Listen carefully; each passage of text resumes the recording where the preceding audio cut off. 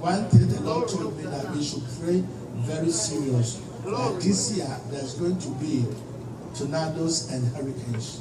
Amen. And God opened my eyes, I saw Texas. And the Lord said that those places, we should pray very seriously for them, for hurricanes and tornadoes. Amen. Tornadoes. Hannah making landfall and moving further inland this morning. The timing of this storm making matters even more difficult. Yeah, the storm coming ashore in the lower Texas Gulf Coast area, destroying homes in an area in the middle of a struggle to handle the needs of a rush of coronavirus patients. And as the first hurricane to hit the U.S. this year, in fact, the first hurricane of the Atlantic season, it has now been downgraded to a tropical storm, but is still packing high winds, heavy rain, and flooding. Rob Marciano right there in Corpus Christi. Rob, good morning to you. Hey, good morning, guys. Yeah, not a good spot to have a hurricane considering how active the virus is down here. And on top of that, this part of the Gulf, hurricanes can intensify quickly, and that's exactly what happened with Hannah. It got to nearly Category 2 status as it came ashore yesterday, bringing with it a still relentless storm surge and tremendously damaging winds. Overnight, Hurricane Hannah slamming South Texas. The strong Category 1 storm pounding Corpus Christi and Point South with powerful winds strong enough to knock over this semi. And flooding rains and dangerous storm surge too. We're in the eye wall of Hurricane Hannah, which is making landfall right now on the coast of South Texas with 90-mile-per-hour winds. The first hurricane of the season, Texas taking a direct hit. And also, I saw wildfire exposure. Wildfire exposure. So the Lord spoke to me that these places, we should pray for them. And I saw a number of houses that were burned, a number of people that were consumed to ashes. Amen. So we should pray against it. And all of it, I saw California was number 1. Amen. So we should pray. And I saw Mississippi. Amen. And I saw Oklahoma. So we should pray for these places. Amen. Tonight, the desperate battle to contain California's historic fires is now a race against time. Crews working around the clock to get a handle on some of the largest fires in state history, with a new looming threat in the forecast today. Fresh red flag warnings and another predicted bout of dry lightning storms. The same conditions were in place exactly 1 week ago. Thousands of lightning strikes and heavy winds spread flames across the state. They could cause havoc on this fire and fire throughout the region 50 miles away. Today, another grim milestone. The fires now totaling more than 1.1 million acres in size, a fire footprint visible from space.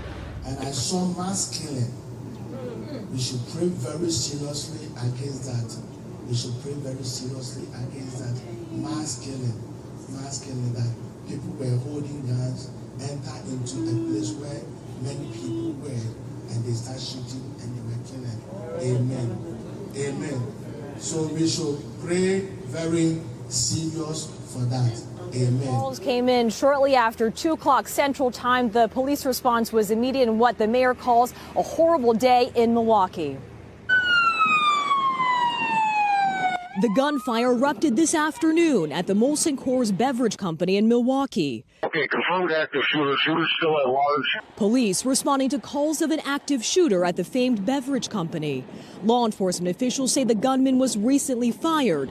The mayor says there are multiple fatalities, including the shooter. It is a horrible, horrible day for the employees here. It is a very rough day for anybody who is close to this situation. With heavily armed tactical teams flooding the area, officers with long guns stormed buildings. Employees on lockdown told to hide anywhere they could, alerted of what police call a critical incident, as others nearby were ordered to shelter in place, including several schools. This has never been anything that I would have ever thought would happen around here. Located in Milwaukee, not far from Marquette University, Molson Coors Company sits on a sprawling campus with several buildings and more than 1,000 employees. This is a very important company to the city, and we all have friends or know people who work there. Tonight, another active shooter terrorizing another community amid reports of multiple people dead.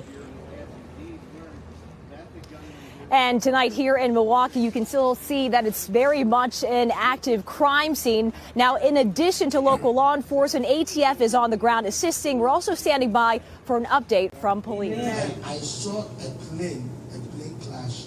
I saw a plane crash. And I saw a train crash. And I saw a transport crash. Amen. So when we are going on our knees, what I'm saying, we have to pray about it. Amen. Amen. Amen. So that it will not affect anybody. Breaking news tonight from California. Investigators are on the scene of a fiery plane crash. The plane apparently went down just as it was taking off. Chris Van Cleve has the latest. Respond to an aircraft emergency at the Corona Airport. A plane's down. Just after noon local time, the small plane went down just off the runway of the Corona, California Municipal Airport. Pilot Dorothy Vall says the plane was trying to take off. He didn't pull back, and he was too fast to end the runway. And then he flipped, and then everybody was running, and it started on fire, and then it had 2 explosions. Corona Fire says 4 people on board died. The crash sent plumes of black smoke billowing into the air. Crews could see the smoke as the call for help went out. Engine 3 is on scene. We do have 1 plane that's fully involved in the brush. The smoke was just too intense, and the fire, it was just horrible. The National Transportation Safety Board will investigate the crash. Chris Van Cleve, CBS News, Washington.